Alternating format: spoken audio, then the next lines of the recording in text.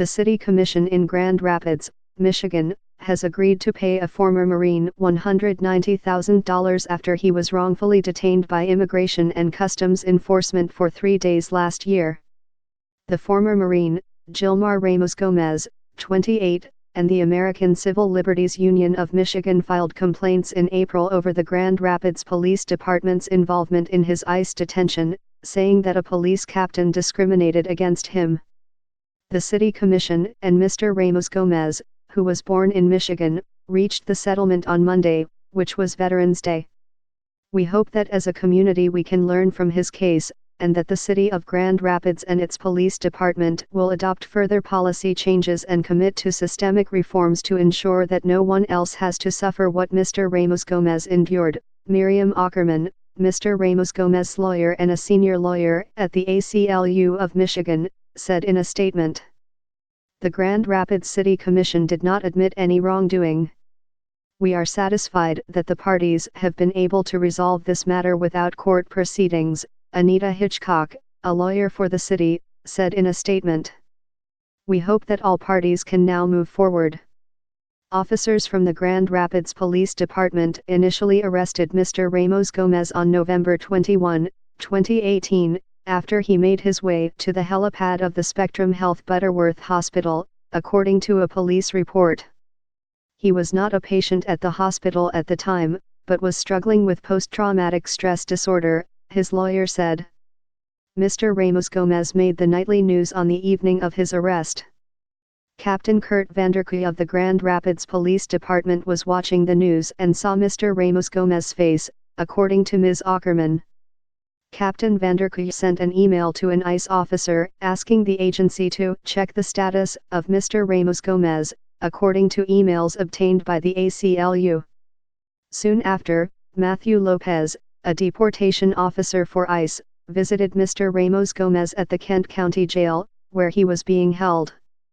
After an interview, the officer decided Mr. Ramos Gomez should be detained by ICE after his release from the custody of the local authorities, Ms. Ackerman said.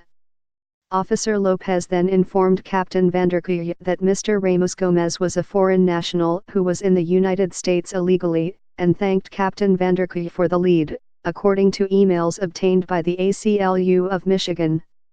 Captain Vanderkooy forwarded that email to the detective who had been investigating Mr. Ramos Gomez's arrest at the hospital. The subject line of the email was Spectrum Helicopter Pad Loco. Emails obtained by the ACLU show. It is not clear what mad intent was involved in this breach of hospital security, but here is the report, Captain Vanderkooy wrote in the email. On December 14, after the local authorities released Mr. Ramos Gomez, he was detained by ICE and taken to the Calhoun County Jail, Ms. Ackerman said. Mr. Ramos claimed in verbal statements to be a foreign national illegally present in the United States, ICE said in a statement Thursday. The ACLU disputed this and said that the agency had refused to release the interview. At the time of his initial arrest, Mr. Ramos Gomez was carrying his passport. Footage from a body camera worn by one of his arresting officers, obtained by the ACLU, shows a police officer holding Mr. Ramos Gomez's United States passport in his hands. In the video, one officer asks another if Mr. Ramos Gomez had been identified and another answers, "His passport is down there," before he lets out a chuckle. Mr. Ramos Gomez's mother, Maria Gomez, hired a lawyer who gave ICE documentation that her son was born in the United States. Mr. Ramos was released on December 17. "That's not right what they did to my son. They throw him like nothing, so they don't care what he did for his country," Ms. Gomez said at a news conference in January. "He needs respect." After Mr. Ramos Gomez was released, an internal affairs investigation was conducted to look into Captain Vanderkooy's actions. The investigation resulted in his being suspended for several days for a discourteous complaint, according to Sergeant John Witkowski, a Grand Rapids Police Department spokesman. Ms. Ackerman said that when the local authorities and ICE have this kind of entanglement, you are going to see this racial profiling. The internal affairs investigation was complete and utter whitewash, Ms. Ackerman said. 1:15 p.m. Over tacos I get book recommendations for my upcoming vacation, the first real one I've taken since starting Dipsea, from our content editor and writer. The whole team is voracious. Books lie in stacks around the office, especially Dipsea relevant reads like Conversations with Friends and A Billion Wicked Thoughts. 2:50 p.m. A construction company works in our building and I chat with one of the workers in the elevator. The contrast between their mostly male, neon vest-wearing crew with our almost all-female team of erotic content creators is funny, but we're strangely symbiotic. 9 a.m. I get coffee with an investor that we've been talking to since our seed round. Meetings like this are a mutual way to keep the relationship warm even when we're not actively raising. 10 a.m. At the office, Mel Scott, our head of growth, tells me she's spoken to a few podcast hosts who are going to run our ads. This is exciting. Facebook makes it very challenging for us to advertise as a sexual wellness business, and it's frustrating. Sometimes our ads perform really well, other times we discover something was disconnected. Ads that were approved mysteriously get disapproved, and we're left guessing why. 10:05 a.m. Faye and I have a weekly one-on-one meeting we call Sacred Planning to remind ourselves never to book another meeting over it. 11 a.m. The founders of an ASMR app visit our office to learn about how we create our content. I'm curious to learn about their work, too. One of them says the most polarizing ASMR sound is mouth sounds. I tell him mouth sounds can be tough for Dipsea listeners, too. 2 p.m. Our editorial team presents a plan for a new process of developing scripts. No one has ever made exactly what we're making, so it's a constant learning game with no instruction manual. 3 p.m. I sit in on a Hooked on Sonics meeting, where our storytelling lead and one of our producers talk to the rest of the team. This one covers what feelings sound like, a hug being akin to the sonic experience of going underwater, or anxiety as a high-pitched ring. 6:30 p.m. The entire company goes to a breathwork class at Chorus Meditation. You breathe in a fast, rhythmic way that oxygenates your brain, activating your parasympathetic nervous system and relaxing you. The crazy part is, it can also have effects like tingling, visual experiences or semi-lucid dreams. I wake up in a jolt, even though I feel mentally present. An hour has passed and it felt like 20 minutes. My body feels amazing, slow and quiet. We all eye each other, while the instructor wraps up, mouthing, "Cool, right?" 10:25 p.m. Faye texts me asking to borrow a shirt. I wonder how many other co-founders sign off with a "night love you." 10 a.m. All hands meeting.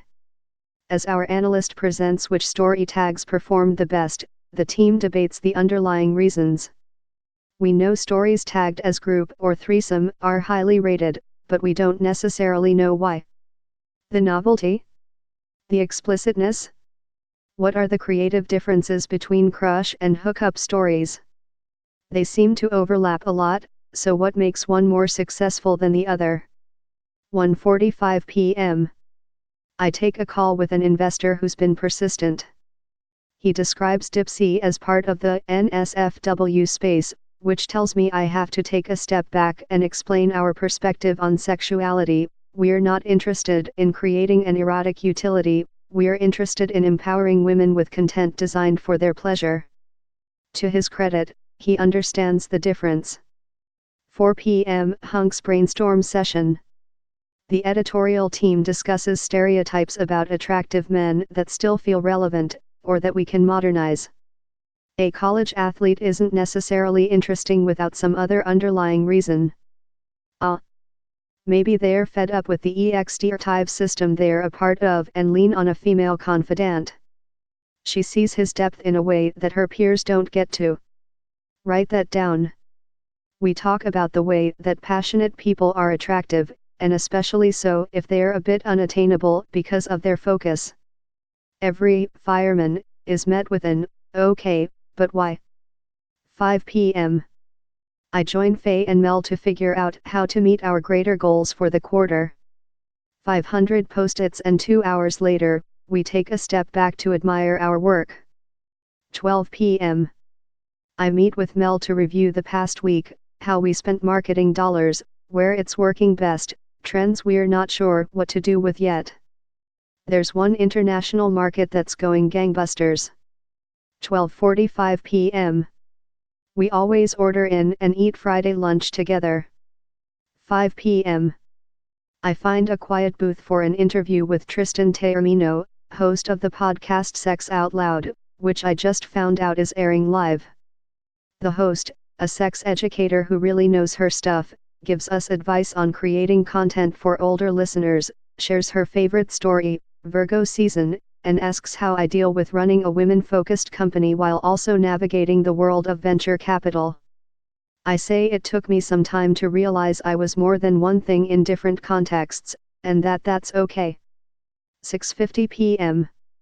I find myself alone at Bamboo Hut, a tiki bar, with a blue salt rim Mai Tai in front of me. I'm evaluating whether this bar will fit our loose holiday party theme of Dive Bar Fancy. The bartender me that yes, the lamps over the bar are real taxidermied puffer fish. 7 p.m. A friend texts, Blue Salt Rim should be the name of a Dipsea story. It's a joke I probably hear once or twice a week but still haven't gotten tired of. Interviews are conducted by email, text, and phone, then condensed and edited.